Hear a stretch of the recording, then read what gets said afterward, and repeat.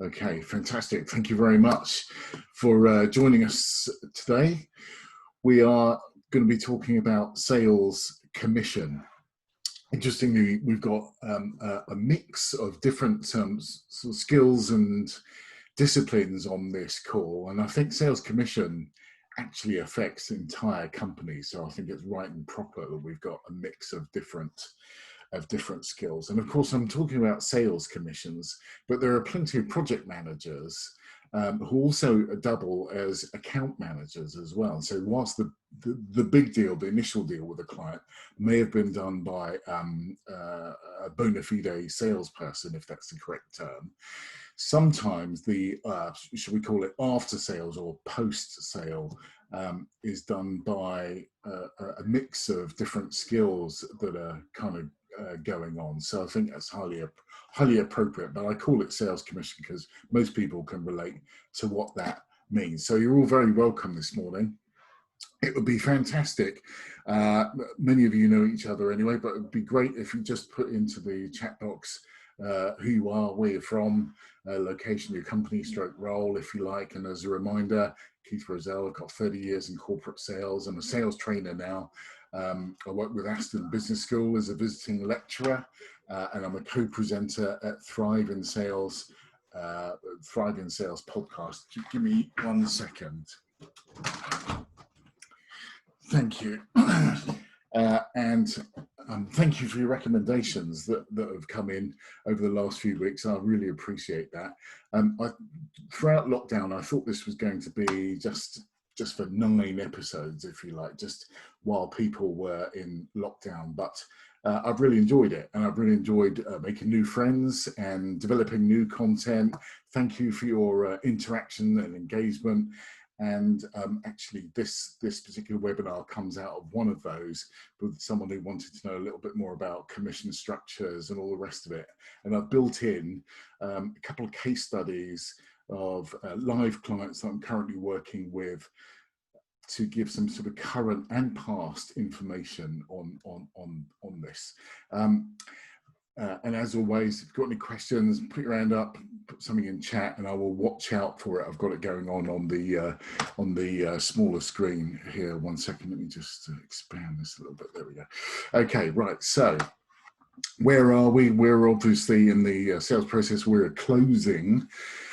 Hence, sales commission only gets triggered. You don't earn sales commission at the risk of stating the bleeding obvious. You don't earn any commission if you come second or lose, or whatever term you want to put in that box. If you don't win the deal, you won't earn any sales commission. That's kind of the rules of the game. There can be exceptions to that. I'm not going to go into that on this call. But there can be exceptions to that. They are rare, but they do happen. And of course, maximising yield, which we've talked about in the past, which is sort of post the big deal, if you like, there can be commissions earned on that as well. But generally, we're talking about closing, which is the lion's share of sales commission earned. So as always, imagine I'm in a room with a load of lawyers and we'll talk about the definition.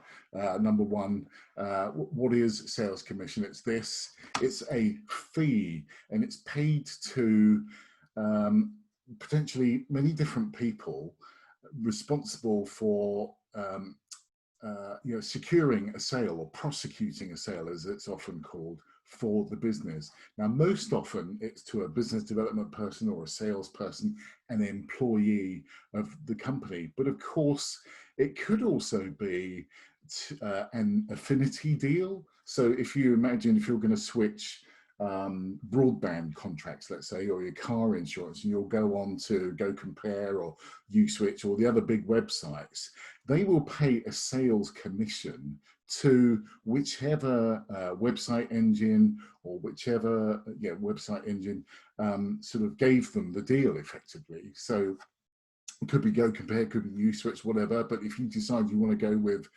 InPower or OVO or any of those guys, they will pay in background a sales commission for referring that lead. And so sales commission is actually much more endemic in the industry than just for salespeople. That's the point I'm trying to get across. And also, if you're in an architect, let's say, and you refer one of the new people for your building for a kitchen and bathroom or something like that, then you might pay a sales commission to the architect for that referral. And again, that would be in background, but that would be a sales commission. So I just want to get our heads outside of, we're just there doing a deal. Deals come in many different fashions all the way around our value chains or business ecosystems. So the example is, you sell a car and the car salesperson, gets a commission, generally a fixed fee or a percentage of the value of the car. And something I'm going to refer to, again, apologies if this is kind of a little bit too basic, but just so everyone's on the same page, the phrase OTE, which I'm sure many people have come across, on target earnings. So I'm going to be using that throughout the webinar. So that's what it is. It's not any of these which are separate, and some actually anything from none to all may apply for roles that you're considering or roles that you come across in your professional careers. First one is the most common, it's just a bonus. So these can be spot bonuses, which could be your sales manager coming to you and saying that, Matt, if you sell one more of these things by the end of the month, I'll give you a bonus that's over and above your sales commission that you would earn for that thing. Or it could be, Nigel, you deliver this by whatever the date is, I'll give you a bonus on top of whatever other remuneration you may have. So that's just sometimes discretionary, sometimes it's actually baked into your contractual terms and conditions if certain parameters, criteria are met. The others are options. And by this I mean stock options. If the firm that you're joining or working with is listed on any of the stock exchanges around the world, you could have literally an option to buy shares in that company. This is, by the way, not a financial advice webinar. Often you can buy your shares at a discount to market. Anything from 10 to 30% is typical, but it's an option. You don't have to do it. That's why it's called an option. You could actually be awarded stock, and it's just quite common in sales roles for larger companies or even startups that have been listed on the AIM or other junior indices around the world. You could actually be awarded stocks. Those shares are yours. Sometimes there's a period of time in which you have to allow the shares to vest. It could be anything from 6 months to 3 years. But there are lots of conditions that go with that, but they're generally they're as good as cash, but only at the time that you sell them. So that's some of the decision making. There's a thing called a long-term incentive plan. This is generally for senior managers, whereby perhaps you're a sales director or a project director, or perhaps even on the board, and the remuneration committee will say, Nigel, Sue, Amit, whomever, if you do this, if you grow the share price from $10 to $30 over the next 3 years, you will enjoy the following benefits, and whatever that might be. So keep your eyes open for those kind of opportunities. And a management incentive plan is something that's not normally stock affecting, apart from earnings per share, but it's just generally perhaps a small pocket of management in the company for perhaps a business unit that's looking to grow above market expectations. Sometimes there can be a discrete management incentive plan for that part of the business there. Okay, right, so moving on, the principle, the why. Why do we have sales commission? And again, at risk of stating the bleeding obvious, it's to incentivize performance. And in general, the principle is the more you sell, so the more units or the more revenue that you close for your company, the more money you'll make. I think that's a fairly widely understood principle. The however is, the key is to incentivize the right performance. So it's not just sales at any cost. We've been there, done that many times in industry all the way around the world. It's not just sales at any cost, it's the right kind of sales in the right kind of way so that you have delighted customers afterwards. That's the point.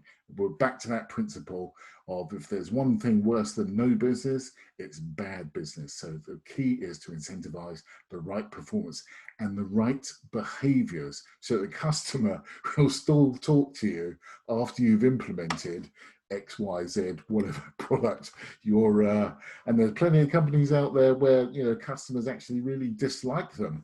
I can tell you now, when I was with EDS, a big IT outsourcer, we won a really big deal. I wasn't sales lead on that one, but the legend goes that the chief information officer of Rolls-Royce, so I'll go back a few years, it's not the current one, when we were awarded this contract, the CEO asked this CIO, Jonathan, his name is, why do you want to award it to EDS? And the answer was, because, forgive my French, they're bastards. And that is exactly what we need. We don't need a nice company like HP. I know they're all one company now, but at the time they're separate companies. HP is full of nice people who are just gonna, it's a very softly approach that they took to business. EDS were pretty ruthless, which is why I look like this, having worked with them for a period of time. But that's exactly, that was a measure of Rolls-Royce. They knew the culture they needed on board to transform their IT infrastructure, and that's the culture they needed to select. So again, the right behaviors, and the right behaviors is a very subjective measure, and it can be different depending on the operating context that with the company and client that you're with at the time. Anyway, and alignment is the hallmark of all great companies. So at the board, they'll have a set of messages to the market, which are exactly the same as the sales team, as the customer service team, as everyone else in the company. Everyone's lined up on this set of messages. That's the hallmark. And I contrast that with other companies which can be chaotic, where nobody really knows what the strategy is. Nobody really knows what the messages are. So alignment is really, really important, and it will make your company, whether it's small or very large, it will make your company more productive. Okay, right. So components of commission earnings. There are some standard KPIs which we've probably all come across. They will be revenue. What's the deal worth? What is the, and you would not believe the number of different answers you can get to this question when you ask the salesperson, what's the deal worth? They'll either start out with, or, you know, they won't really know the number. And this is why it's so critical to be specific. You know, how much is the invoice that we're going to send the customer? You know, even that answer is not always easy to get out of a salesperson. I sound really disparaging, but it's really important. So the typical measures: revenue, margin or profitability, the profit in that particular deal. And it could also be a KPI, could be per quarter or per annum as well. So your target could change quarter on quarter in accordance with the needs of the business. And I can tell you that targets don't normally go down, but that's stating the bleeding obvious as well. Okay, they're also existing business. Now, we always have this thing, I believe existing customers are far too often just overlooked by the market. And we can have this theoretical argument about, is £50,000 worth of business from an existing customer, is that worth more or less than £50,000 from a brand new customer? And most firms would want to incentivize, pay you more for a brand new customer. And I think in most circumstances, that's right. There are exceptions to that, and that might be where you've got a customer that's in danger of losing. Perhaps you're in danger of losing. Perhaps they've had really poor customer service for whatever reason. Perhaps they've been acquired. Perhaps you need to do something tactical to ensure you win a particular piece of business. Many examples of where I worked on that, and I've spoken to perhaps a finance director around, can we do something else for the team in order to ensure that we win and apply our best efforts. Or it could be brand new business I've just discussed, or what I call new business. Now that might be a new term for you. So, and let me talk to you about this. So Vodafone Group is a massive FTSE 100 company. It's probably a Fortune 500 company as well. But underneath Vodafone, if you're selling software to them, for instance, that would be an existing customer. But you might go to a new business unit of theirs, perhaps Cable and Wireless, which Vodafone owns, and do a piece of business which, although it's part of Vodafone Group, it's actually Cable and Wireless that you're doing the deal with. That's a new piece of business, but you've been able to leverage the Vodafone name, and they probably know each other. You might be able to make an introduction. So I would argue that's new business. But in red there, where you can see new, is if perhaps you've won some business with Vodafone, but you win a new piece of business with, shall we say, BT or EE or something like that, which is nothing to do with Vodafone, totally separate companies, totally separate organizations. That's what I call, and that's what big corporations will call new. So it's, it's literally a brand new logo to the business. But also consider these elements too, which is CRM. Now, client relationship management, which is normally a piece of software, and depending on who you're working with, can be anything from an Excel spreadsheet with 50 or so lines in with when you're going to get the deal, right up to a major Salesforce or Microsoft Dynamics piece of software with literally thousands of users. And for me, CRM accuracy, who you're talking to, what the next steps are in winning that deal, if you like, the new relationships, who else you need to target. I believe that's central to a salesperson's role in making sure that that CRM system is up to date. And I would actually argue that part of your commission, part of your overall earnings, I would apportion a certain amount of that to the accuracy of CRM, because it is that valuable. And so it's your responsibility as a salesperson, or even as a project manager, if you're assigned to a particular account team, your responsibility to keep the CRM system up to date. Now, may have talked about this in the past, net promoter scores. Has everyone heard of those net promoter scores? Okay, right, okay. So the idea of not just closing business, but closing profitable business with willing buyers is a really important principle. So if you are a salesperson that does deals and then walks away, which, to be honest, much of the UK market has, that's why we have a poor perception of most salespeople, because they're in for sales but out for complaints, and I've been accused of that in the past. That's why I know this story quite well.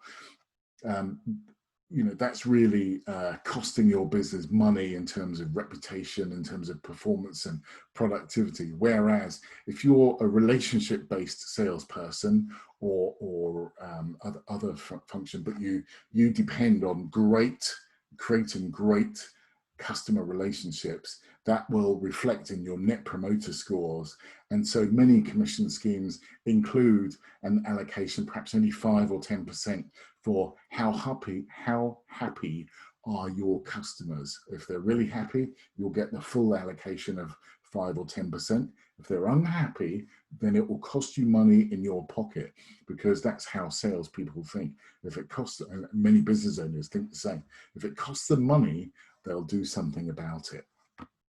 Okay, you can have flash schemes. I referenced this a little bit before, and I did this when I was running call centers with Npower, is you might have multiple product lines, but then there's one of them that's falling a little bit behind in terms of sales. So you could introduce a quick fix type scheme, if you like. That's why it's called a flash scheme.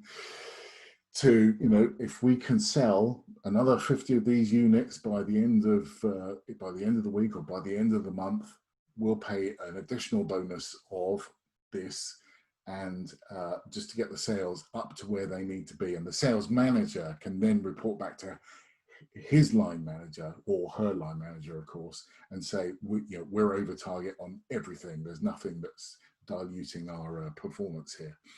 I've already talked about that with Impact. There's an accelerator scheme, and I will come on to this in a worked example shortly. So if you're over target, and I would expect people to be aspiring to be more than 100% of their target, there's an accelerator scheme. Accelerator schemes, as it name kind of suggests, is a scheme which pays you more commission, not just at the standard rate, but at an increased rate for the amount that you're over target. So, and they can be incredibly lucrative. As I found out on one particular year with one of my employers, I was 489% of target. I'll tell you about how to do that a little bit later on, but that was a fantastic year. But it was all part of the sales commission scheme. Okay, right. And then there are individual schemes. So if you're a real superstar, you might be able to negotiate. This doesn't happen often, but it does happen. You might be able to negotiate your own commission scheme, and this happens with freelancers a lot. For freelance business development people, you might be able to negotiate that's something that's bespoke, personal to you, but it can happen to superstar salespeople. If you've got salespeople in the team, they might have their own commission scheme. Okay, right, and it can also be first past the post, which is something I've worked with also. One second. Now, so what you could have is, if you're introducing a new product into the sales force, what you could do is incentivize the first person to sell this gets a certain prize, and it could be anything from you'll have a Porsche 911 for a month, or to here's a bonus at the end of the month because you're the first to do it.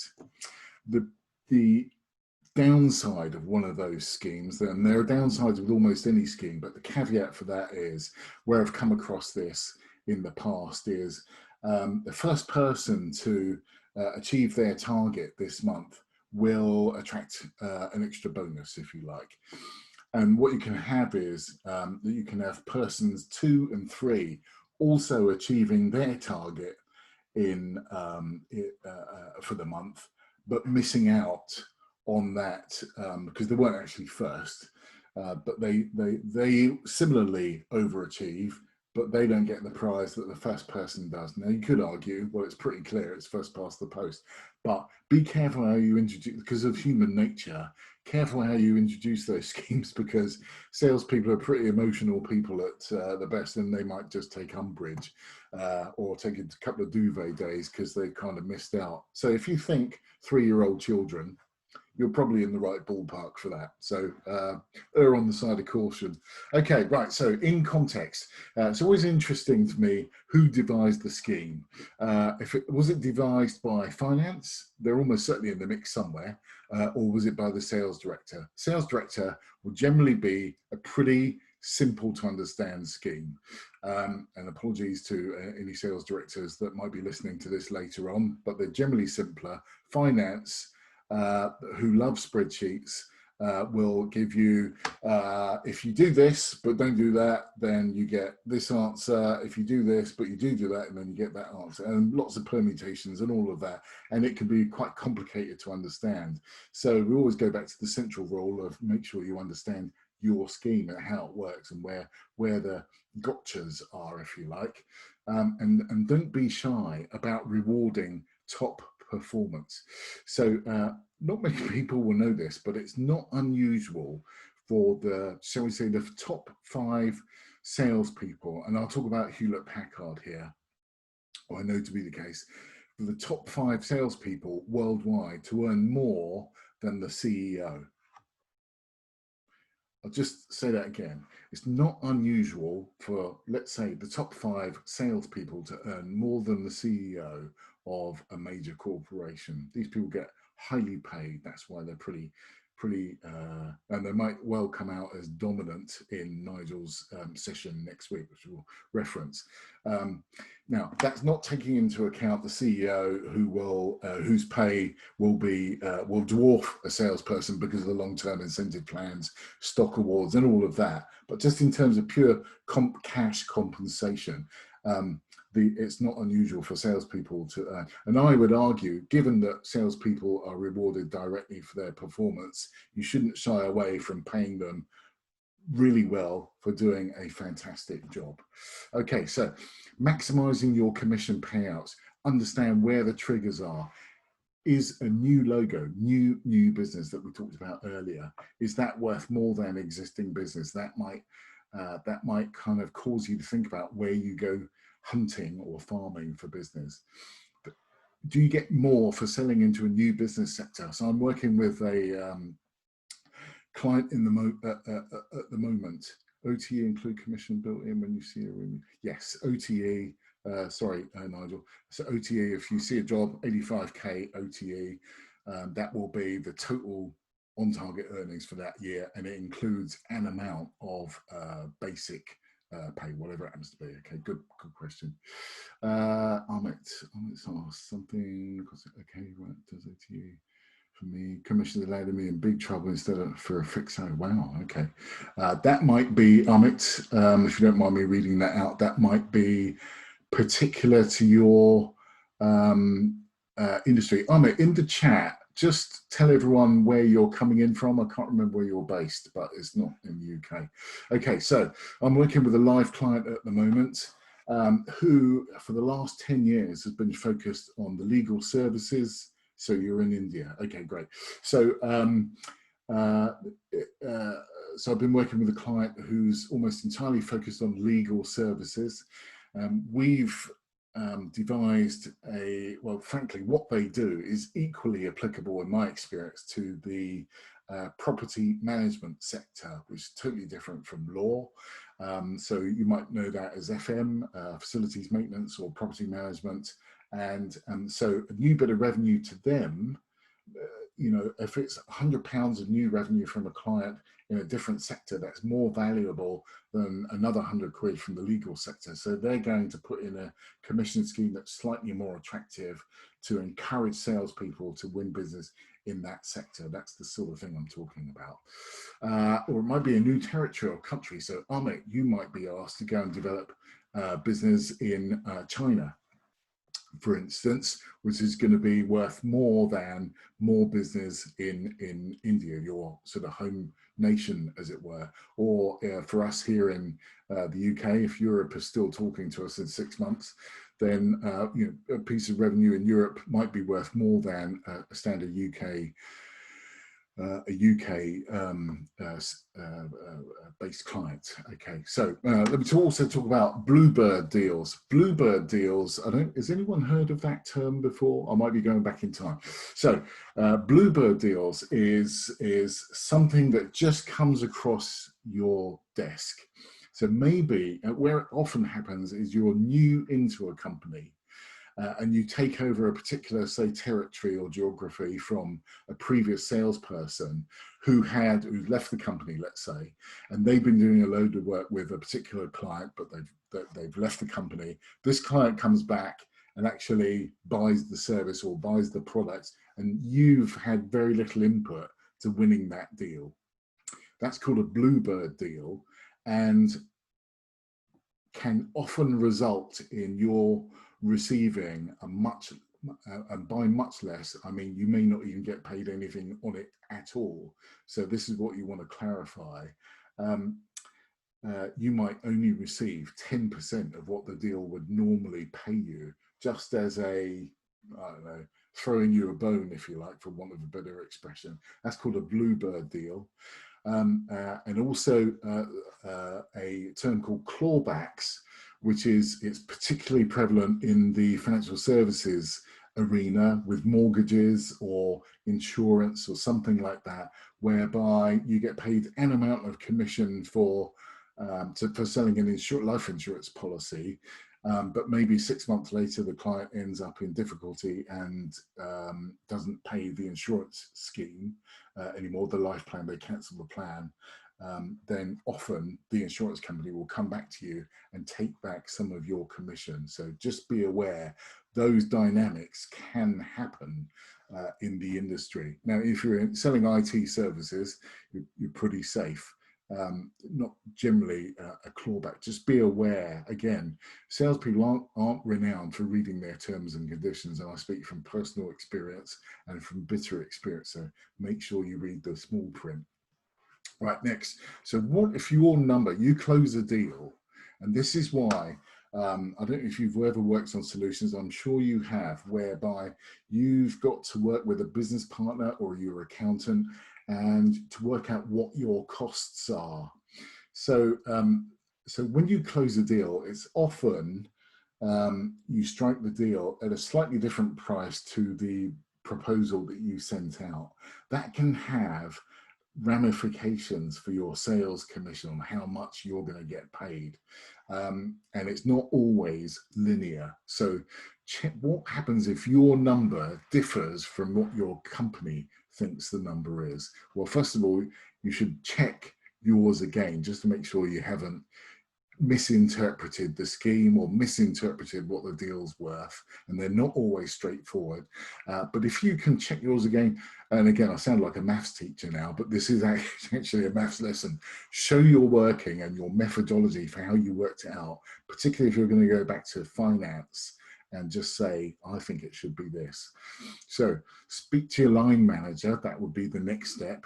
Calmly and rationally. I know pay and reward is a very emotive subject, but try to be objective, calmly and rationally. And also Mrs. Roselle or your partner, because you're trying to manage expectations in your company, but also you have to manage expectations at home as well. And again, I speak from personal experience. Managing your sales manager's expectations, both in the company and at home, is vitally important here.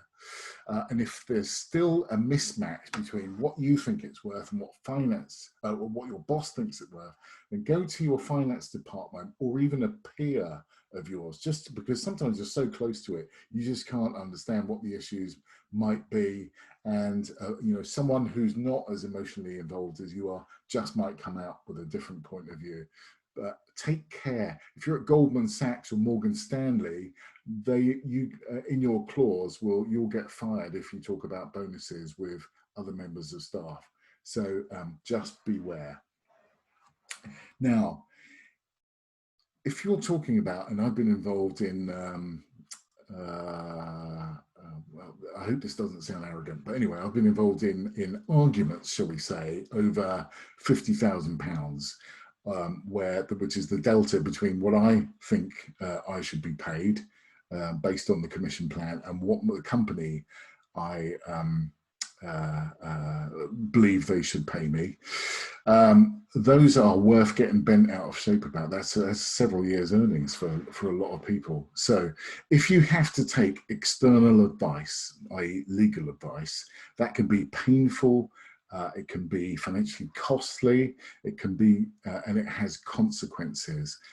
If you have to involve external litigation, if you will, your career is pretty much over with that company. But I can tell you it happens, and unfortunately it happens too often. So companies, I believe it's unethical behavior, but there's plenty of them around who will say, tell you what, they're never ever going to sell a deal like that ever again.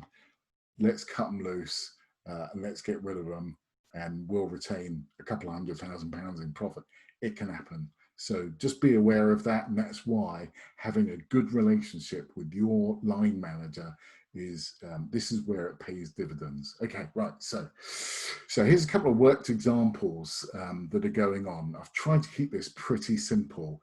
And worked examples take away doubt or misinterpretation. And I believe worked examples of schemes, and it's not always about sales commission, it could be project management bonuses. If they're baked into the contract as, if you do this, you will get that, that for me really makes it crystal clear. So here we go. So again, a live example, hence I can't go into too much detail, of this company, a micro business. They've set a sales target for a new business developer of £750,000. Therefore, what's that? 70, 60, about 60 odd thousand pounds per month, or 187.5 per quarter of new business. And you notice the asterisk next to new there. There always beware asterisks and take note of them. So that's the target. So it's going to attract a commission of 2% of the final deal value. These people develop applications, so often it's not possible to give a fixed quote at the very outset. Sometimes you do a feasibility study, which for say 30 grand, and only when you get to the end of that feasibility study can you give a final quote. So it's 2% of the final deal value paid quarterly. So on that, if you do a deal of £100,000, the final deal value, you will get £2,000 commission paid at the end of the business quarter. So there's two important metrics there. There's the value of the payment, £2,000, and when you're going to get it at the end of the business quarter. Now, here's the interesting thing about accelerator schemes. So again, same company. So what we're saying for this business development person, if you close more than 750k worth of business in a business year, you will be entitled to an additional payment of 1% of revenue on top of the 2% that you would have gotten anyway. So it's not 1% across the whole of the revenue stream. It's 1% on the additional amount. Okay, so let's work that through. What does that mean? So if you close, let's say, £1 million worth of business, i.e. 250k more than your target, you will get paid 3% of that £250,000. So that equals £7,500. That's the metric, that's the value of the payment, and it gets paid at the end of the company's financial year, because that's the only way you're going to know have you exceeded your annual target, is at the end of the financial year. That's a very popular and very common commission scheme. So you should always be open to those. So it's paying you 50% more than you would have otherwise earned for that additional. In fact, it's paying more than that, isn't it? For that additional money that you would have been. So that's what it's called, an accelerator. It's not just a bonus. Okay, so new business, you saw the asterisk earlier, is defined as a company with whom we've never traded with before. So I think that's pretty clear. So you can't, if it's an existing customer, you won't get that in terms of an order value. It's got to be a new customer. So I think that's pretty clear. Okay, some case study. Are there any, let me just look for, are there any questions so far? Are we all okay? Okay, right. Some case studies. So should you focus on the deal? As a salesperson, what are our motivations? Our motivations are generally around, want to earn really good money so I can provide for my family at an enhanced level to other occupations I could choose. So do you focus on the deal or focus on the commission?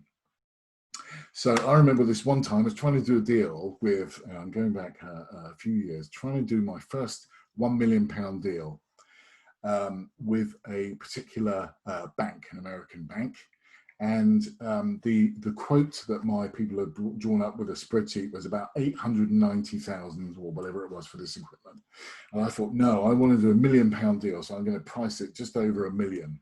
You know what?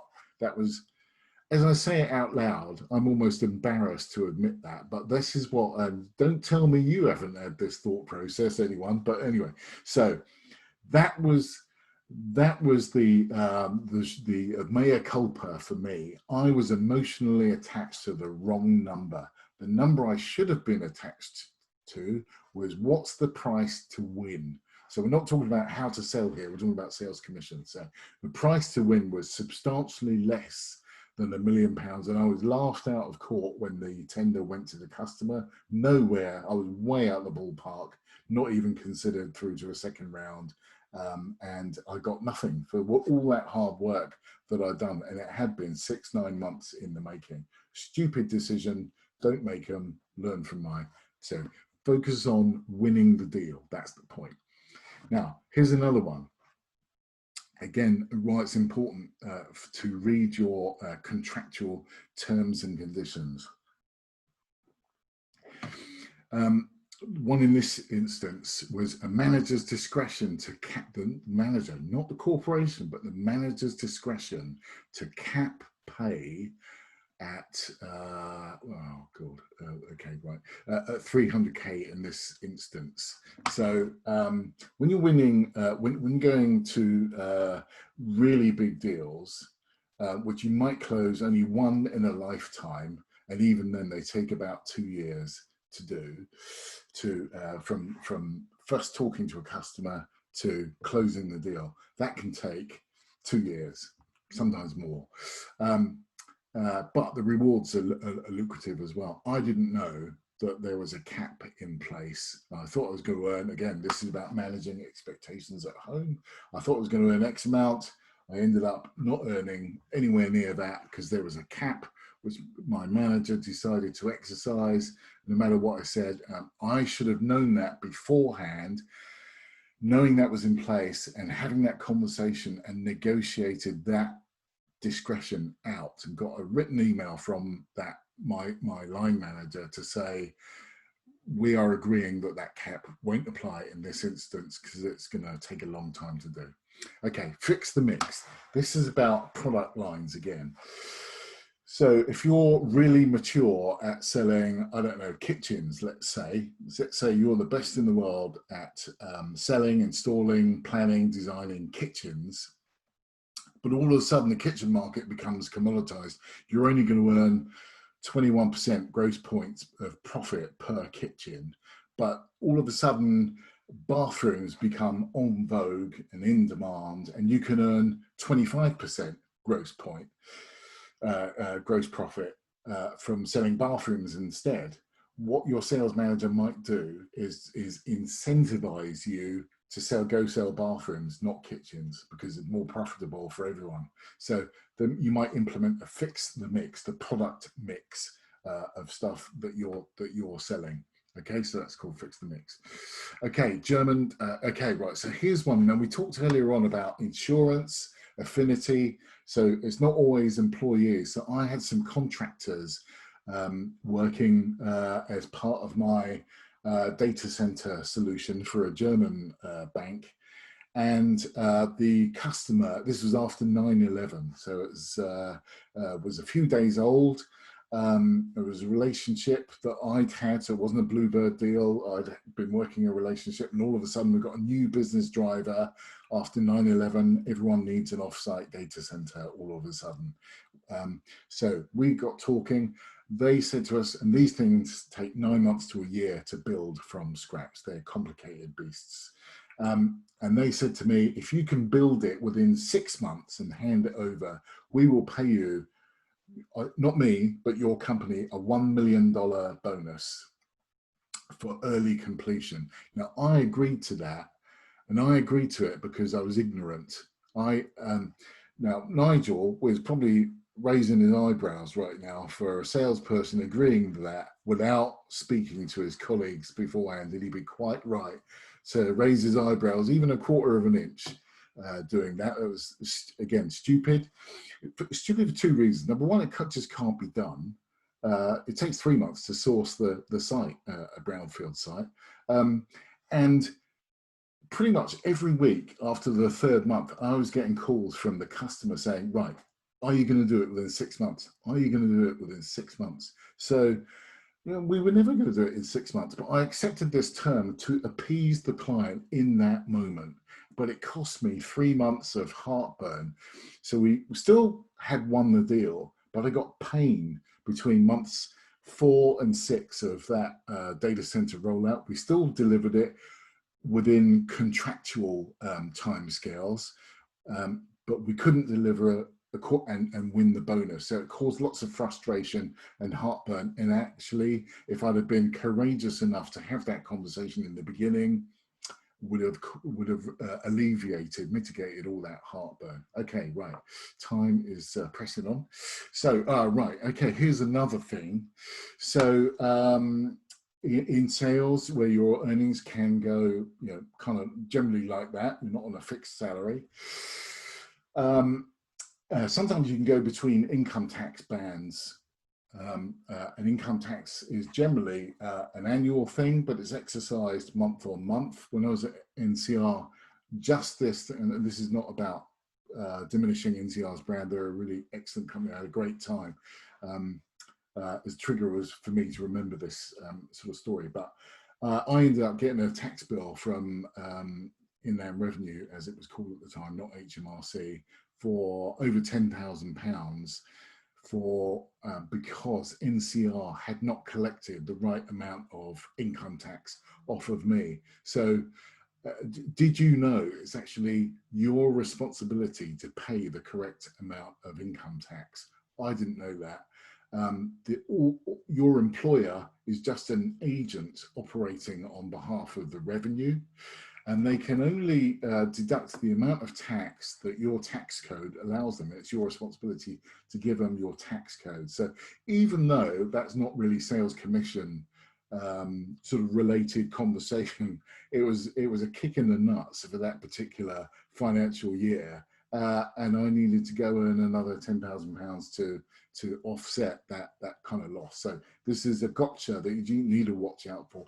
It's your responsibility. It's boring work to do. Am I on the right tax code? And it's frustrating dealing with the revenue, but it would have saved all that heartburn and heartache. All right, so the dangers of discounting, that's the last one, is let's say you're selling an item of equipment, and as I mentioned, often the deal closes at a slightly different number to the proposal number, for whatever reason it might be.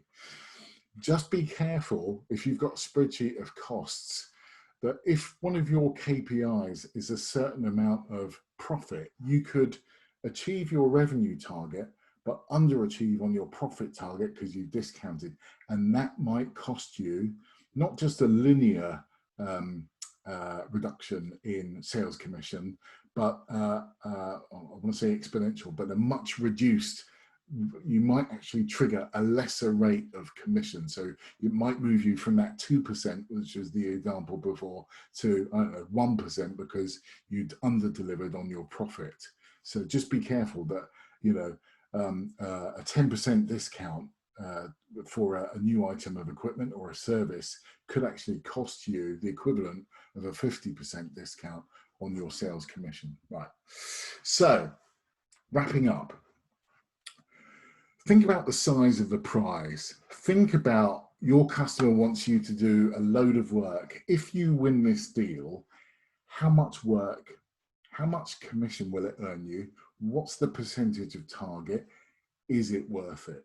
That's the question you've got to ask. And sometimes the expertise is walking away saying, that's actually not a good use of my time. It won't generate the right return on my time that I need to do my job and to earn that money. Focus on the deal, not the commission. The commission will automatically follow by focusing on the deal and winning the deal. Oh yeah, here's a great one. It's in the bag. You would not believe the number of times I've been told by other salespeople, by other employees, yeah, it's ours, it's in the bag.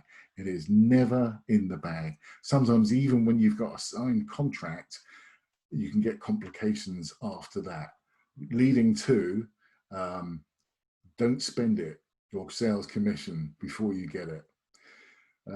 Now, God, if I'd had that advice, where if I probably had that advice 20 years ago, but I never took it. So, so just don't spend it before you get it.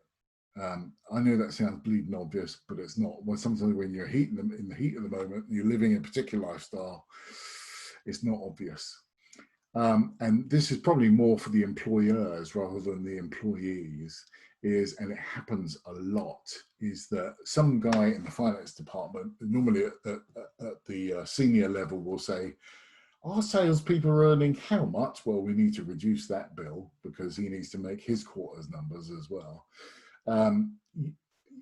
If you reduce the earnings potential of your top sales performers, they'll just leave.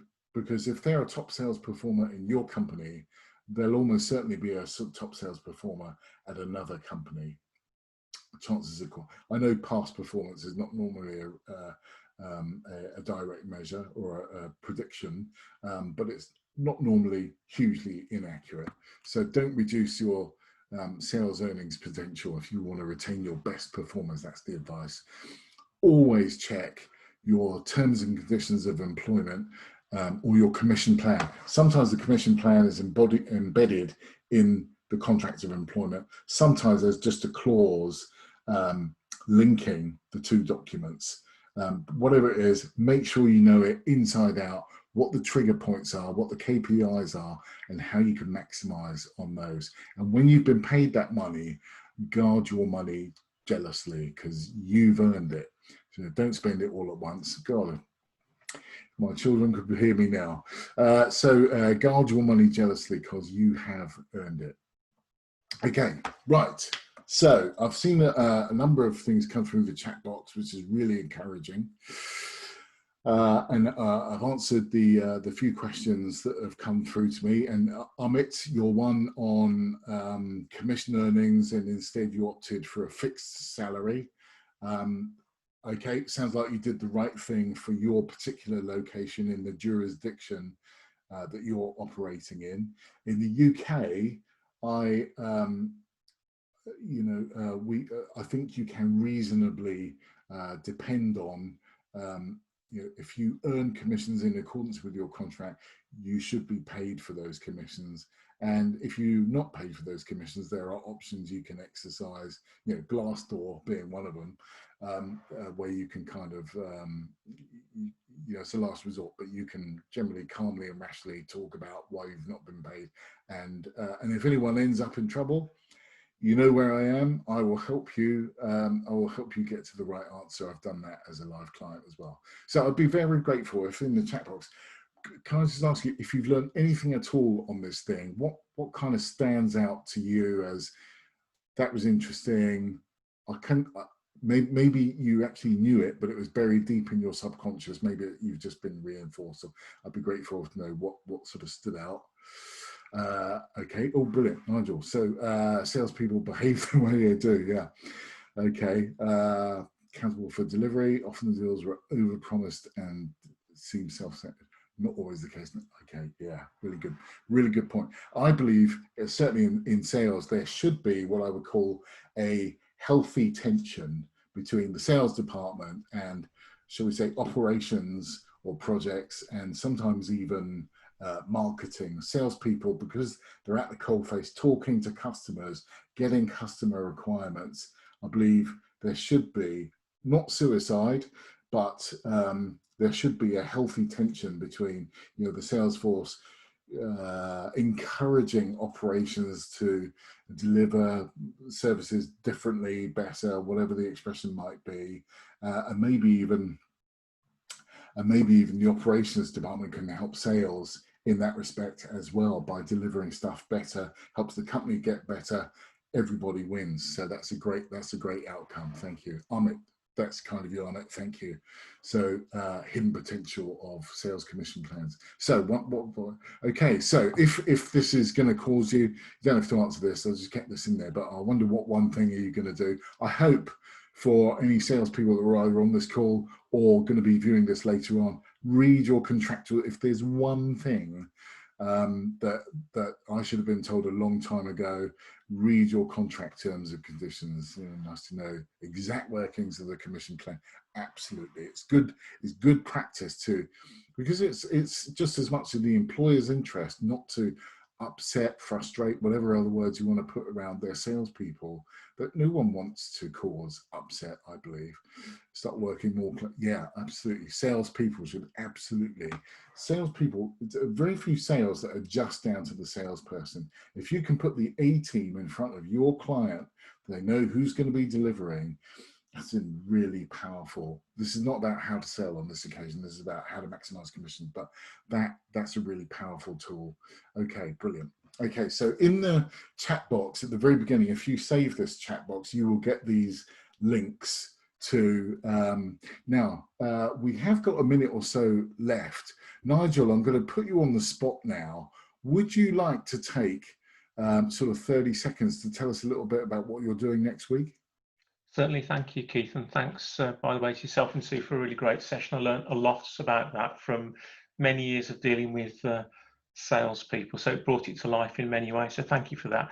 But the subject of next week's webinar that Keith has kindly invited me to participate in is to lead a very interactive session all around DISC profiling. So for the benefit of Matt and Amit, you may very well be aware of things like Myers-Briggs or Strength Deployment Index or any insights, anything like that.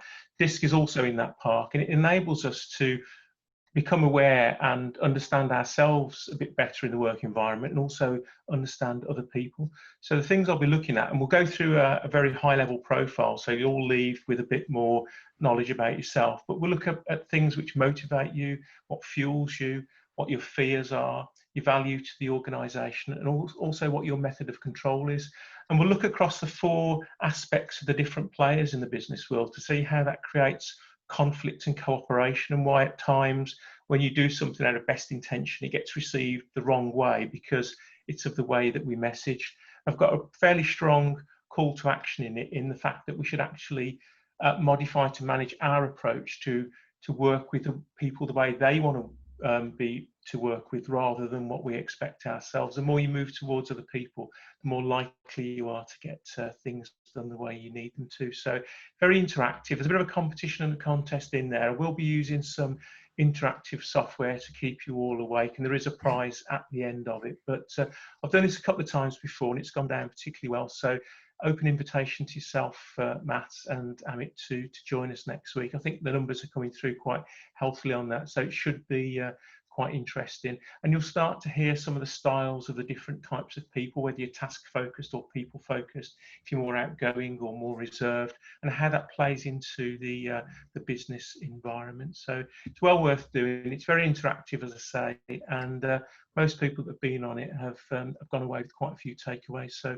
I look forward to coming back this time next week and sharing all that with you. Fantastic. Thanks ever so much, Nigel. Now, I don't know if you'll be able to see this on your screen now, but I've got this. I just want to see how it works, if you don't mind. With what's the ideal split for you? Can you see this on your screens, and can you actually interact with it? You can. Okay, right. So there's a new feature that I've just sort of heard about with Zoom. So that's interesting that people are able to interact with that, and we think 50-50 is about right. Yeah, okay. That's the whole point about, is it worth it? What are you going to earn out of the deal? Thank you so much for that. That was just doing that kind of on the fly. Let's just kind of share that and see what happens. Hopefully you can see that too. That one of us is going with 60-40, heavier on the base and a little bit less on target earnings. So okay, that's fantastic. Okay, brilliant. Right, let's get rid of that. So anyway, that's the next webinar on Wednesday, disc profiling. There is a to-do actually with some pre-work that we can do on that. So all the people that have signed up for that, and there have been a few, that's fantastic. Let's try and get some more. But I'll include the link within that sort of Eventbrite email. Can we just say on that, Keith, for the benefit of Matt or Amit, if you are going to join, there's a small Excel spreadsheet to fill out. It's just 9 questions. It'll take less than 3 minutes, but the value you'll get from that, bringing it to the session, because you'll know your dominant style. So I'll be able to talk to you in your own language with regard to that, and you'll be able to understand everyone else's. Otherwise, I'm just going to have to approximate by just asking a couple of questions in the event, which may not be as accurate. So if you do get a chance, it's well worth filling out. Yeah, fantastic. Thank you very much. Let's just come off of there. Brilliant. Listen, I've really enjoyed your time today. Thank you so much. Some great questions. I'll send out a recording of this so that if you want to go through it again, you're very, very welcome to. And you've got my email address, keith@salesmarvel.co.uk. If you've got any other points that you want to mention, or any questions from left field. But until next time, and I'm really looking forward to Nigel's session next week. Have a brilliant week, everyone. Take care, stay cool, and see you soon. Cheers now. Bye. Take care. Bye. Bye-bye.